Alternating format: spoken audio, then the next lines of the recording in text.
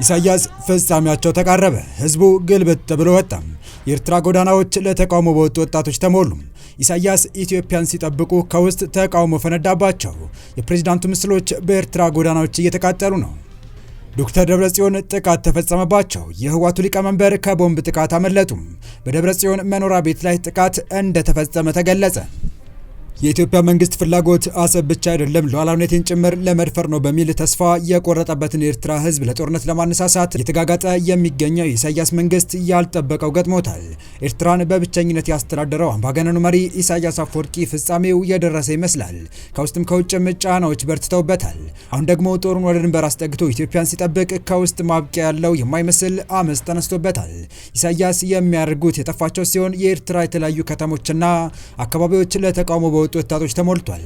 ዳውን ዳውን ኢሳያስ የሚሉ ድምጾችም ከፍ ብለው መሰማት ጀምረዋል። በአሁኑ የመረጃ ሰዓታችን ይህንንና በቀጠለ የህወሓት አመራሮች ለሞት መፈላለግ መሃል የዶክተር ደብረጽዮን መኖሪያ ቤት ላይ ከባድ የቦምብ ድብደባ መፈጸሙ የተሰማውን አክለን ይዘን ቀርበናል። ሰላም ውድ ዴይሊ ቤተሰቦች እንደምን አላችሁ? ቻናሉን ሰብስክራይብ፣ ላይክ፣ ሼር ያደረጋችሁ እስከ መረጃዎቻችን ፍጻሜ አብራችሁን ቆዩ።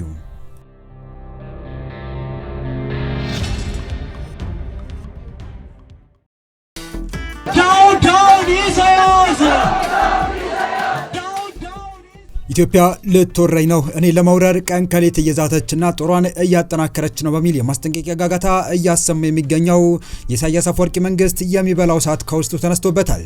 ኤርትራን በብቸኝነትና በማናለብኝነት ቀጥቅጠው ሲያስተዳድሩ የቆዩት ኢሳያስ አሁን ላይ የጭቆና አገዛዝ በቃን፣ ለውጥ እንሻለን፣ ሰላም እንፈልጋለን፣ ከጎረቤት ሀገራት ጋር ግጭት ውስጥ መግባት አንፈልግም የሚሉ ድምጾች እየተስተጋቡባቸው ሲሆን ፕሬዚዳንቱን ለመቃወም አደባባይ የወጡ ወጣቶች የኢሳያስ ምስል ጭምር በማቃጠል ተቃውሟቸውን እየገለጹ ይገኛሉ። በዘመናዊ የኤርትራ ታሪክ ለመጀመሪያ ጊዜ በሺዎች የሚቆጠሩ ዜጎች በመላ ሀገሪቱ በሚገኙ ከተሞች ከረን፣ ሚንዴፈራና ዴኬምሃሪን ጨምሮ በግልጽ ወደ ጎዳናዎች ወጥተዋል። ኤርትራ ከ1993 ነጻነቷን ካገኘችበት ጊዜ ጀምሮ ብቸኛው መሪ ፕሬዝዳንት አፈወርቂን እየተቃወመ ይገኛል። ህዝቡ ኢሳያስ ውረድ እና ኢሳያስ አምባገነን ነው ሲል በጠራራ ፀሐይ የቁም ፎቶዎችን አቃጥሏል። ብሔራዊ ባንዲራውን እያውለበለበ በደስታ እየጨፈረ ይገኛል። እንደ ቲራቮላና የዳጋ ሐሙስ ባሉ ሰፈሮች መንደሮች ዘግቷል። የመኪና ክላክሶችን እያስጮሁ ይገኛል። የጸጥታ ኃይሎች መጀመሪያ ላይ ደንግጠው ምላሽ መስጠት እንዳልቻሉም ከስፍራው እየወጡ ያሉ መረጃዎች እየጠቆሙ ይገኛል። ለአስርተ ዓመታት በግዳጅና ላልተወሰነ ጊዜ በብሔራዊ አገልግሎት፣ በኢኮኖሚ ውድቀት፣ በከፍተኛ ዋጋ ግሽበት፣ በስር መሰደድ፣ የኃይል መቆራረጥና በአጠቃላይ የፖለቲካ ጭቆና ምክንያት የተቀሰቀሰው ተቃውሞ የፍርሃትን እንቅፋት የሰበረ ታሪካዊ አጋጣሚ ሆኖ ብቅ ብሏል።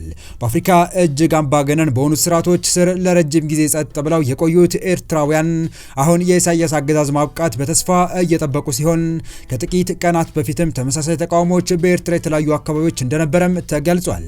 አሁን ላይ ኢሳያስ አፈወርቂ የሞት ዋዜማ ላይ ነው የሚሉ ድምጾች እየተበራከቱ ሲሆን ኤርትራን ላለፉት ረጅም ዓመታት እንደ ግል ንብረቱ ሲዘውራት የኖረው አምባገነኑ ኢሳያስ አፈወርቂም በህዝቡ ተቃውሞ እየተናጠ ይገኛል። ከሀገረ ኤርትራ አልፎ ምስራቅ አፍሪካ ላይ የሴራ ፖለቲካ ሲያሴር የኖረው ሽማግሌው ኢሳያስ አፈወርቂ አሁን ላይ በኤርትራ ህዝቦች ዳውን ዳውን እየተባለ ይገኛል። ጭቁኑ የኤርትራ ህዝብ ኢሳያስን ከበትረ ስልጣኑ ለአንዴና ለመጨረሻ ጊዜ ለመገርሰስ እና ለመቅበር ተማምሎ ወደ አደባባይ ወጥቷል። አሁን ላይ ከልጅ እስከ አዋቂ የአስመራ አደባባዮች ኢሳያስንና የሱን ካድሬዎች በሚቃወሙ ድምጾች ተጥለቅልቋን የተባለው ኢሳያስ የስልጣን ዘመናቸው ፍጻሜ ለማፋጠን እየተራወጡ ነው የሚሉ የቀጠናው ፖለቲካ ባንክሮት የሚከታተሉ ተንታኞችም ኢሳያስ በቅርቡ በብቸኝነት ከተቆጣጠረው ወንበሩ ይለቃል ሲሉ ሀሳባቸው መሰንዘር ጀምረዋል። ለዚህም ከኢትዮጵያ ጋር በባህር በር ጉዳይ የገባበት ውዝግብ እንደ ትልቅ ማሳያነት ያነሱ ሲሆን አያይዘውም ኢሳያስን በትጥቅ ትግል ለመጣል በኢትዮጵያ የተንቀሳቀሱ የሚገኙ ቡድኖችንም ትንሽ ግምት ሊሰጣቸው እንደማይገባ ገልጸዋል። የቀይ ባህር አፋር ዲሞክራሲያዊ ድርጅት ከነዚህ ቡድኖች አንዱ መሆኑን የገለጹት ተንታኞቹ የኤርትራ አፋር ብሔራዊ ጉባኤ የአስመራ መንግስትን በኃይል ለመጣል በትጥቅ ትግል ዝግጅት ላይ መሆኑን በተደጋጋሚ እየገለጸና ሰራዊት በማስመረቅ እየገለጸ እንደነበረና ወደ ኤርትራ ድንበር ጉዞ መጀመሩንም አውስተዋል። የቀይ ባህር አፋር ዲሞክራሲያዊ ድርጅት በኢትዮጵያ ከመንቀሳቀሱም በላይ የአፋር ህዝብ የቀይ ባህር ባለቤት የመሆን መብት አለው ሲል በይፋ ማወጁ የሚታወስ ሲሆን የኢሳያስን መንግስት ታግዬ በማስወገድ የአሰብ ወደብን ለታሪካዊና ህጋዊ ባለቤቷ ኢትዮጵያ እመልሳለሁ ሲል ማስታወቁ ደግሞ ኢሳያስ አፈወርቂ ከአፋር በኩል እንደ ኤርታሌ ረመጥ የሚለበልብ እንደ ደናክል በረሃ የሚያቃጥል ከባድ ጉድ እየመጣባቸው አመላካች ነው እየተባለ ይገኛል። ለሶስት አስርት ዓመታት በሻቢያ የግፍ ጭቆና ስር ለመቆየት ተገድጃለሁ በሚል በቁጣ የነደደው ጦር ወደ አሰብ በፍጥነት መገስገስ ስለመጀመሩ ከተሰማ በኋላና አሰብ መግባቱ ከተነገረ በኋላ በኤርትራ የተለያዩ አካባቢ የፈነዳው የውስጥ ተቃውሞ ደግሞ የኢሳያስን ዕድሜ የሚያሳጥር ሆኖ ተወስዷል። የቀይ ባህር አፋር ዲሞክራሲያዊ ድርጅት የኢሳያስ አፈወርቂን አገዛዝ በኃይል ታግሎ ለመጣል ዱር ቤቴ ብሎ በአፋር በረሃማ አካባቢዎች መንቀሳቀስ ከጀመረ ዋላ ድር ማለቱ የሚነገር ሲሆን የባህር በር ውዝግቡን ተከትሎ በኤርትራና ኢትዮጵያ መካከል የተፈጠረው መቃቃር ታጣቂ ቡድኑን አቅሙን እንዲያዳብር ትልቅ ዕድል ፈጥሮለታል እየተባለ በሚገኝበት በአሁኑ ሰዓት የውስጥ ተቃውሞ መፈንዳቱ የሻቢያ ጦር ላይ ጥቃት ለመክፈት ሊያግዘው እንደሚችልም አንዳንድ አካላት እየገለጹ ይገኛሉ። የኢሳያስ ጨቋኝ አስተዳደር የሚቃወመው ይህ ድርጅት ብቻ ለመሆኑን የገለጹት እነዚሁ ተንታኞች እንደ እነ ብርጌድና ሐምዱን ያሉ በወጣት አደረጃጀት የተቋቋሙ ቡድኖችም ኤርትራ ውስጥ የተጀመረውን ተቃውሞ በማፋፋምና ግቡን እንዲመታ ኤርትራ ውስጥ የሚገኙ ወጣት ደጋፊዎቻቸውን በመጠቀም የተጀመረውን ተቃውሞ በቀላሉ እንዳይቆም ሊያደርጉት እንደሚችልም እየተገለጸ ይገኛል።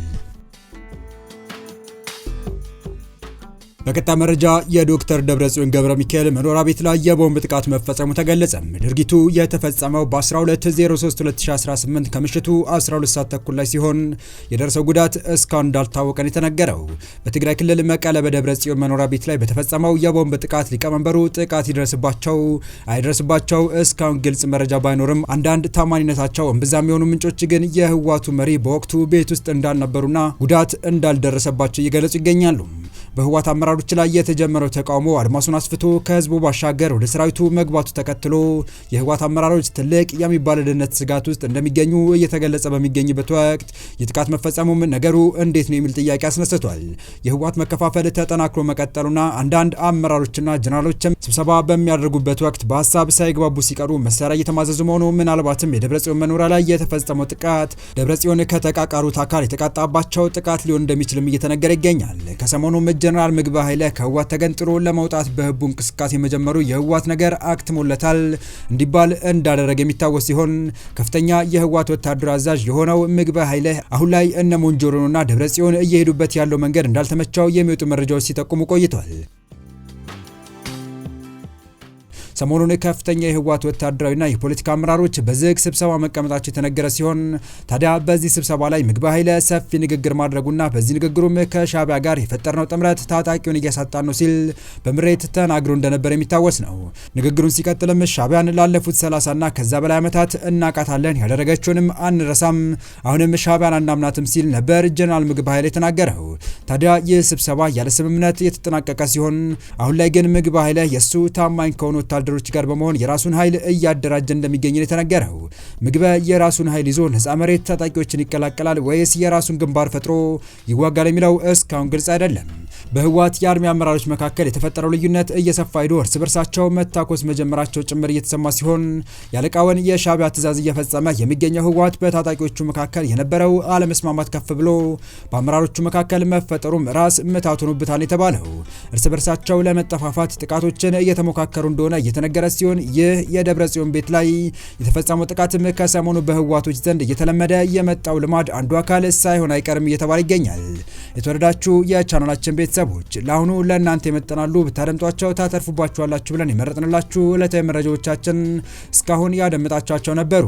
በተመሳሳይ ሀገራዊና ቀጠናዊ ጉዳዮች እንዲሁም ዓለም አቀፋዊ የጂኦፖለቲካ ወታደራዊና አነጋጋሪ ክስተቶችን ለበለት ተከታትለን በትኩስ ይዘን እንደምንቀርብ ያሳወቅን የቻናሉ ቤተሰብ ካልናችሁ ሰብስክራይብ፣ ቪዲዮን ላይክ እና ሼር በማድረግ ተደራሽነታችን ታሰፉ ዘንድ አክብሮታዊ ግብዣችን ነው። አበቃን። ሰናይ ጊዜን ተመኘን።